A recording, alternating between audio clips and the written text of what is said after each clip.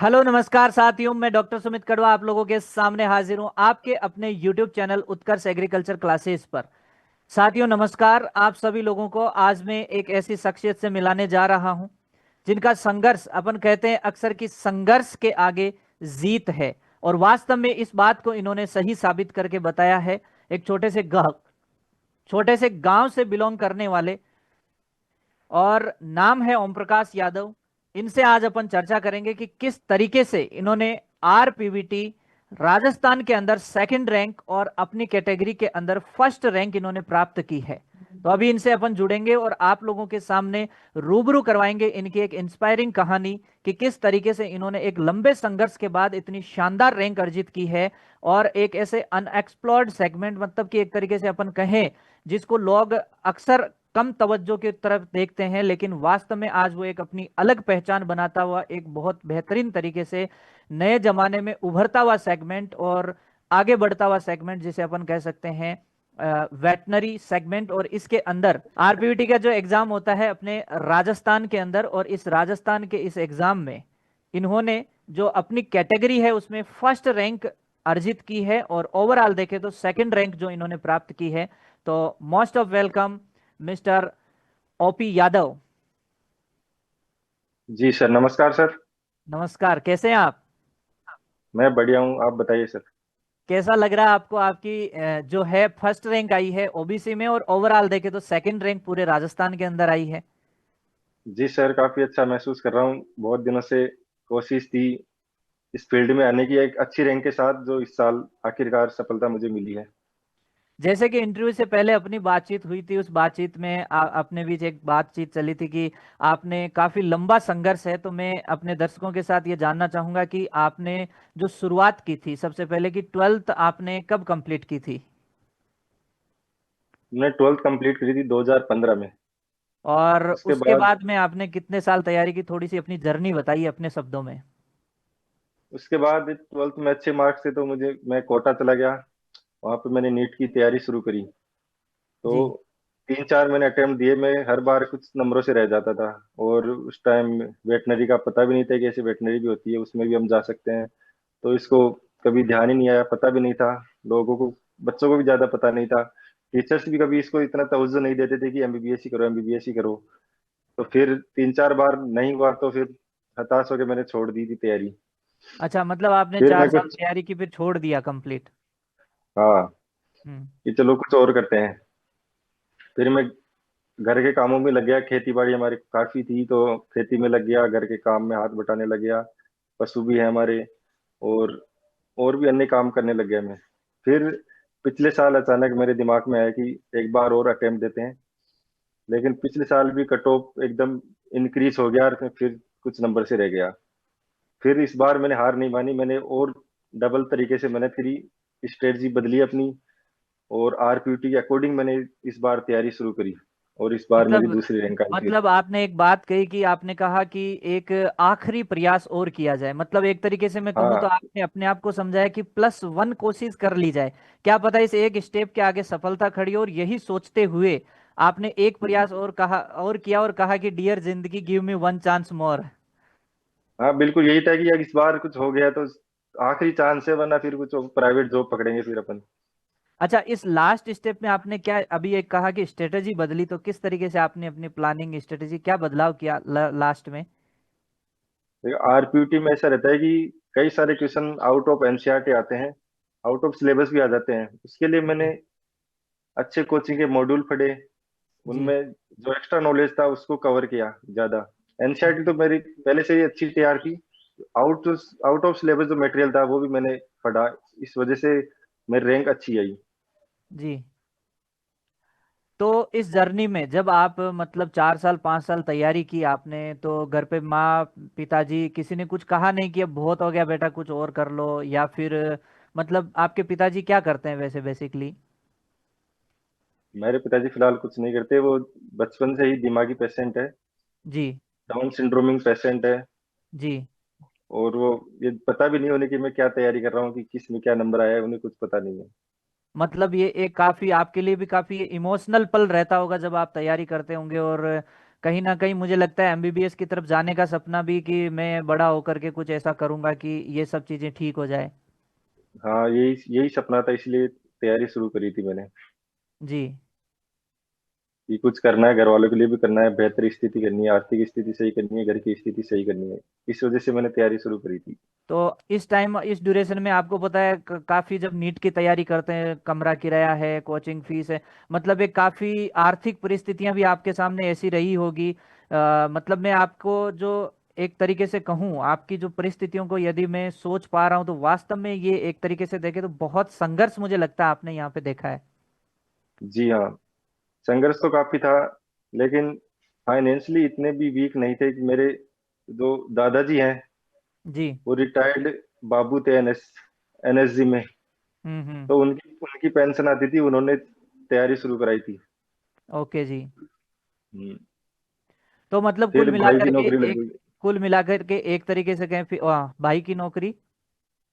फिर मेरे छोटे भाई की नौकरी लगी जब मैं तैयारी स्टार्ट की थी, 2-3 साल बाद ही छोटा भाई इंडियन आर्मी में लग गया जी। मेरे से पहले।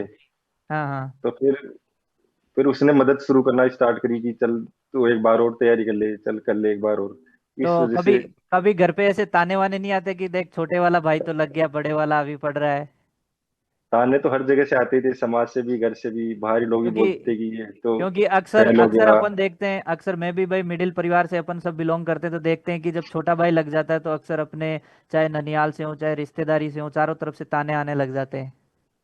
हाँ, ताने तो आते थे कि ये तो फेल हो गया, ये तो कुछ कर ही नहीं पाएगा आगे, ये तो यही खेती ही करेगा, यही रह जाएगा, छोटा भाई कहाँ से कहाँ चला गया। ताने तो हर जगह से आते थे, तो समाज ये सब अब सब बदल गए हैं।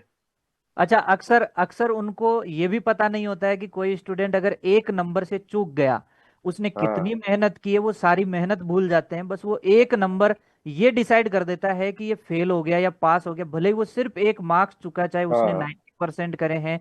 कंपटीशन का दौर है, अक्सर 91% भी कट ऑफ चली जाती है, और 90% लाके भी स्टूडेंट को लगता है, घर वाले जब ताना देते हैं कि यार मैं तो फेल हो गया। तो ऐसी स्थितियों में आपको कभी मतलब एक तरीके से मानसिक रूप से टूटे नहीं कभी आप? हाँ, कभी कभी मानसिक रूप से डिप्रेशन में भी चला जाता था कि यार ये मेरे साथ ही क्यों हो रहा है, हर बार मेरे साथ ही क्यों हो रहा है, हर बार कट ऑफ इतनी आगे कैसे चली जाती है। मैं पिछले साल ही कट ऑफ से 100-150 नंबर भी आगे लाके घेर देता हूँ, तो फिर भी और हाई चली जाती है। मेरे साथ ही क्यों होता है, कभी 10 नंबर, कभी 5 नंबर, हाँ मेरे साथ हाँ। ही क्यों हो रहा है तो। लेकिन फिर ये भी सोचता था कि कुछ बड़े की तैयारी है, शायद भगवान कुछ और देना चाहता है, चलो एक बार और तैयारी करते हैं। अच्छा, फिर यही था। आपने मेहनत की और फाइनली अब जब सेकंड रैंक आई, तब आपने नहीं सोचा कि ये मेरे साथ ही क्यों हो रहा है? अच्छा, इस बार भी सोचा कि ये मेरे साथ क्या कर दिया भगवान ने। इस बार तो मतलब एक एक साथ ही इतनी बड़ी सफलता दे दी कि मैं सोचा भी नहीं था इतनी बड़ी रैंक की। तो मतलब मतलब वो पेपर जो, देने के बाद ऐसा तो था कि पेपर लगने के बाद इतना कॉन्फिडेंस था कि रैंक तो अच्छी आएगी अपनी, लेकिन सेकंड का तो नहीं सोचा था, कि टॉप 10 में तो सोचा था मैंने। बिल्कुल। तो कहीं ना कहीं एक आपकी जो पूरी मेरे को ये जो जर्नी एक शॉर्ट में अपन ने देखा है, तो इसमें मुझे दो तीन चीजें मोटी मोटी निकल करके सामने आती है। एक तो कि आपने अंत तक हार नहीं मानी। अक्सर जो बच्चे डिप्रेशन में चले जाते हैं और वो मतलब एक बाउंस बैक जो कहते हैं ना, अपन कम बैक नहीं कर पाते हैं, हाँ हाँ। तो आपने वास्तव में वो कम बैक करके बताया। अच्छा, शादी वगैरह हो गई आपकी? हाँ जी, शादी हो गई। तो मतलब ऐसी कई परिस्थितियां, आप ससुराल में जाते हैं तो पहले कई सारी बातें होती हम्म। होगी, अब जाएंगे तो कहेंगे देखो जीजाजी की फर्स्ट रैंक सेकंड रैंक आई है। हाँ, वो तो वहां पे भी बहुत ज्यादा खुशी है। तो कहीं ऐसा तो नहीं अगली बार जाओगे तो जुआरी एक्स्ट्रा हो जाएगी? हाँ, क्या पता हो जाए। खैर ये तो मजाक की बात है।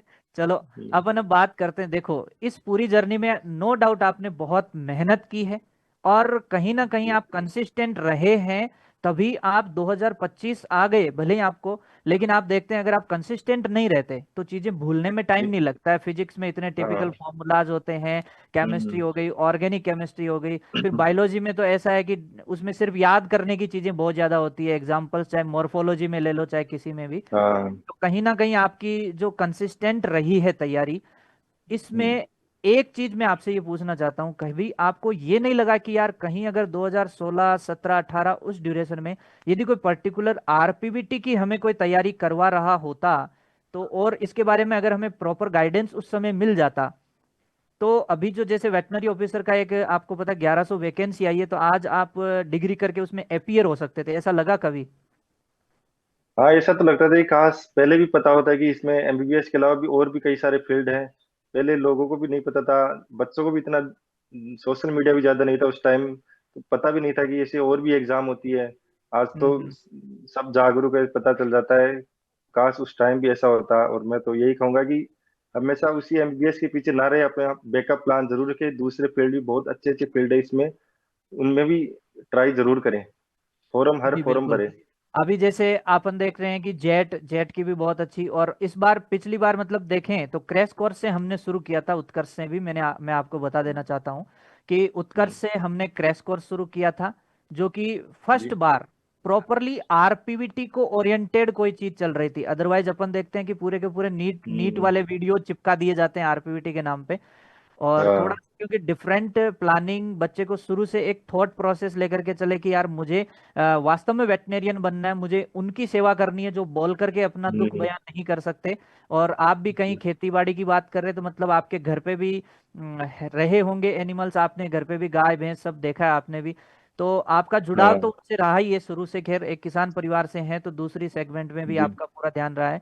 और अब आप उन्हीं का इलाज करने जब अपने गांव में जाएंगे, और कुछ सालों के बाद जब आप डॉक्टर बन के आएंगे और उनका इलाज करने भी जाएंगे, तो कहीं ना कहीं एक संदेश आज उस 11th या 12th क्लास में उस बच्चे के लिए भी आप अपनी तरफ से दीजिए, जो मतलब बायोलॉजी ले चुका है और कहीं ना कहीं वो एक एनिमल लवर टाइप है, लेकिन उसको आगे स्कोप नहीं पता है या डॉक्टरी के बारे में उसे पता नहीं है कि ऐसा कुछ सेगमेंट भी होता है। तो आप अपनी तरफ से कोई बात उसके लिए कहना चाहते हो तो? जी।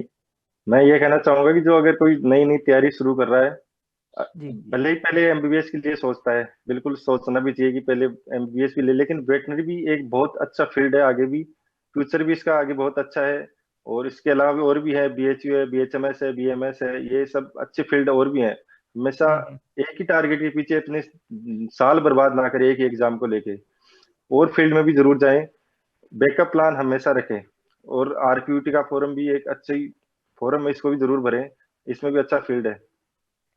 और ये बात आप तब कह रहे हैं जब आपने 10 साल, 10 साल एक जी, लाइफ का बहुत बड़ा पार्ट होता है, 10 साल जी, आपने इस चीज को दिए हैं, उसके बाद आप अनुभव के आधार पे ये चीज कह रहे हैं कि वास्तव में जिंदगी में समय रहते एक अच्छा डिसीजन, एक अच्छा गाइडेंस, में एक तरीके से कहूं अच्छा गाइडेंस मिल जाए यदि जिंदगी में सही समय पर, तो जो जी। अपनी लाइफ को एक सही डायरेक्शन दे सके और अपन अपनी जो मेहनत है वो सही डायरेक्शन में जाए और उसका रिजल्ट भी अपने को समय पे सही तरीके से मिल जाए। हाँ, बिल्कुल। अगर उस टाइम मुझे भी पहले पता होता था, उस टाइम मैंने भी ऐसे फॉर्म पता ही नहीं था कि ऐसे और भी फॉर्म होते हैं, और भी फील्ड है इसमें, नीट ही नहीं और भी तरीके हैं, तो मैं भी उस टाइम कुछ ना कुछ जरूर ले लेता। मेरे अच्छे नंबर थे उस टाइम भी, लेकिन उस टाइम इतना पता ही नहीं था। और यही था कि एमबीबीएस ही करनी है, एमबीबीएस ही करनी है। इस चक्कर में कई साल बर्बाद हो गए, फिर मैंने 5 साल गैप ही लगा दिया, पढ़ाई छोड़ दी। फिर इस साल फिर से दिया एग्जाम। अच्छा, मैं आपको ये बता देना चाहता हूँ, अब अगर आप भी इस फील्ड में आने वाले हैं तो इसके थोड़े से जी, कुछ सेगमेंट बाकी जो बच्चे देख रहे हैं उनके सामने भी मैं रखना चाहूंगा। जैसे अगर आप 5 साल के बाद यहाँ पे एक वेटनरी डॉक्टर बन के निकलेंगे, मतलब 4 साल की आपकी जो 4.5 साल की डिग्री रहेगी और उसमें लास्ट में 1 साल का इंटर्नशिप रहेगा, मतलब 5.5 साल का ये कोर्स है बीबीएससी एंड एएच। हाँ, जी, इसके बाद भी बहुत सारे स्कोप है, ये तो एक जर्नी की शुरुआत है। इसके बाद आप जी, पीजी कर सकते हैं किसी पर्टिकुलर सब्जेक्ट में, पोस्ट ग्रेजुएशन, फिर पीएचडी हम्म, कर सकते हैं, फिर वेटनरी कॉलेज में जो डॉक्टर बनते हैं उनको पढ़ाने के लिए आप असिस्टेंट प्रोफेसर प्रोफेसर इस लाइन में जा सकते हैं। आप पीजी करने के बाद में एक जो ऑल इंडिया में आपको नाम सुना होगा कभी, और नहीं सुना है तो आगे सुनेंगे, एएसआरबी नेट और एआरएस, जो साइंटिस्ट के लिए एग्रीकल्चर के अंदर ये पोस्टें आती हैं, इन साइंटिस्ट पोस्ट तक भी इसी यही रास्ता होकर के गुजरता है। मतलब आगे चल करके जैसे वेटनरी में कोई बड़ी खोज करनी है या कुछ भी इसी तरीके से बड़े बड़े जो रिसर्च इंस्टीट्यूट है वहां पे जो हम्म, साइंटिस्ट बनते हैं उन वहां तक जाने का रास्ता भी यही है। इसमें आगे चल करके कहीं वाइल्ड लाइफ में जाना हो तो उसका रास्ता भी यही है। किसी को मान लीजिए पेट क्लिनिक में इंटरेस्ट हो, जैसे आजकल ये भी बहुत ज्यादा चल रहा है कि लोग डॉग लवर या फिर कहें तो कैट हम्म, लवर बन रहे हैं, और इसका रास्ता भी यहीं से खुलता है। फिर इसके बाद में जैसे कि ऐसे हमारे साथी भी कई लोग हैं जिन्होंने सर्जरी जैसे सब्जेक्ट से इसमें पीजी करी है और उसके बाद आज वो बहुत बड़ा उनका मतलब नाम चल रहा है अपने फील्ड में, अपने एरिया में। तो मतलब मैं जी कहूँ तो बहुत अनटच ऐसे सेगमेंट है जो और भी बहुत है जो अपने को पता तक नहीं है। जैसे बीएसएफ के अंदर भी एक असिस्टेंट कमांडेंट की इनकी पोस्ट रहती है। इसके अलावा वेटनरी के अंदर जो मतलब ये जो आर्मी वाला सेगमेंट है इसका भी एक बहुत अच्छी पोस्ट मिलती है यहाँ पर भी। जी हाँ। और जैसे एसएसबी है उसके थ्रू भी जाता है, जिसमें रिमाउंट वेटनरी कॉर्प्स होते हैं, आरवीसी करके। तो बहुत स्कोप है इसके अंदर, बहुत वाइड सेक्टर है। और ये तो खैर अपने इंडिया के अंदर अभी तो एक कह देते हैं कि बनते ही कि ये तो ढोर डॉक्टर है, डंगर डॉक्टर है, लेकिन ऐसा कुछ नहीं है। ये परिभाषा तभी बदलेगी जब आप और हम जैसे वेटनेरियंस आने वाले टाइम में मिलकर के समाज के बीच में आएंगे और एक अच्छा संदेश देंगे, तब जाकर के ये चीजें बदलेगी। अगर अपन ही इसको एक कुंठा की भावना से लेंगे, यार मैं वेटनेरियन रह गया, आप भी अब मान लो ये सोचें कि यार मैं काश में एमबीबीएस होता, या आप उसको भुला करके जब इस सेगमेंट में आगे बढ़ेंगे, तो आप एक, मैं कह रहा हूं, बढ़िया माइलस्टोन सेट करेंगे आने वाली जनरेशन के लिए। जी हाँ, बिल्कुल ये सोच तो हटानी होगी कि वेटरनरी डॉक्टर की समाज में कोई इज्जत नहीं देता ज्यादा। लोग इसको जानते नहीं है। कोई कोई कंपाउंडर को बोल देते हैं यही है डॉक्टर। वेटरनरी डॉक्टर को किसी देखा भी नहीं होगा गांव में अभी तक किसी ने, क्योंकि वो फील्ड में इतना आते नहीं। उनके तो उनके पास खुद जाना पड़ता है पेशेंट लेके, जो भी अपने पशु वगैरह हैं, ये मैंने देखा है यहाँ पे। उसी को बोल देते हैं कि ये तो कोई थर्ड ग्रेड फोर्थ ग्रेड की कोई नौकरी होगी। ऐसे भी मैंने सुना भी, सिलेक्शन होने के बाद भी उन्हें पता ही नहीं है कि क्या क्या चीज है, क्या पोस्ट है। तो इसको भी जागरूक एक्चुअली होना भी जरूरी है। एक्चुअली आपको मैं बता देना चाहता हूँ कि आपने कुछ टाइम पहले इसलिए देखा क्योंकि वेटनेरियंस की पोस्ट जो थी वो खाली ही पड़ी थी लगभग हॉस्पिटल्स में। अभी जो देखा जाए तो जी हाल ही में काफी वेटनरी डॉक्टर्स, जो वेटनरी डॉक्टर 2019 में वैकेंसी जो आई थी इनकी वीओ वाली, उसमें से हम्म। काफी पोस्टिंगें हो चुकी है और अभी एक वैकेंसी 1100 की और आ चुकी है। तो 900 और जी 1100 हाँ। 2000, अब सोचिए 2000 डॉक्टर जब फील्ड में जाएंगे तो नो डाउट आने वाले 2-3 साल में काफी लोग जागरूक होंगे इसके बारे में। तो अपन ये जी बात हाँ। बिल्कुल कह पाएंगे कि जब लोगों के बीच में डॉक्टर पहुंचेंगे और ईमानदारी से मेहनत करेंगे तो नो डाउट इस प्रोफेशन को वो इज्जत समाज की नजरों में, हालांकि काफी ऐसा तबका है जो समझदार है वो पूरी इज्जत देता है, लेकिन आने वाले टाइम जी में हाँ। हर जगह इज्जत होगी और वो शुरुआत अपने को करनी होगी। जी सर। तो thank you so much OP Yadav, बहुत अच्छा लगा आपसे बात करके। आपका अनुभव से नो डाउट हमारे जो विद्यार्थी हैं जुड़े हुए वो काफ़ी कुछ सीखेंगे। और मैं यही कामना करता हूं कि आप इसे एक शुरुआत के रूप में लेंगे और इस जर्नी जी। को बेहतरीन बनाने के लिए पूरी मेहनत करेंगे 5.5 साल, और उसके बाद, अब उसके बाद भी आप रुकने वाले नहीं हैं, मुझे ऐसी पूरी उम्मीद है। जी सर, धन्यवाद। Thank you so much. और बाकी सभी लोगों को बताना चाहता हूं कि ये हमारे साथ जुड़े हुए थे ओपी यादव, जो कि ओवरऑल देखें तो सेकंड रैंक और ओबीसी के अंदर इनकी फर्स्ट रैंक थी। साथियों, इसी तरीके की कोई भी वेटनरी से रिलेटेड यदि आप मनसा रखते हैं तैयारी की, तो बहुत जल्द उत्कर्ष क्लासेज आपके सामने हाजिर होगा इसके बारे में और भी कई सारी डिटेल्स लेकर के। क्योंकि मैं आपको बता दूं, मैं खुद एक वेटनरी डॉक्टर हूं और मैंने मेरी जो डिग्री है वो कंप्लीट करी थी, उसके बाद में मैंने इसमें पोस्ट ग्रेजुएशन भी कर ली और वर्तमान में मैं पीएचडी कर रहा हूं। साथियों, आप सभी लोगों का बहुत बहुत धन्यवाद हमसे जुड़ने के लिए। Thank you so much. जय हिंद, जय भारत।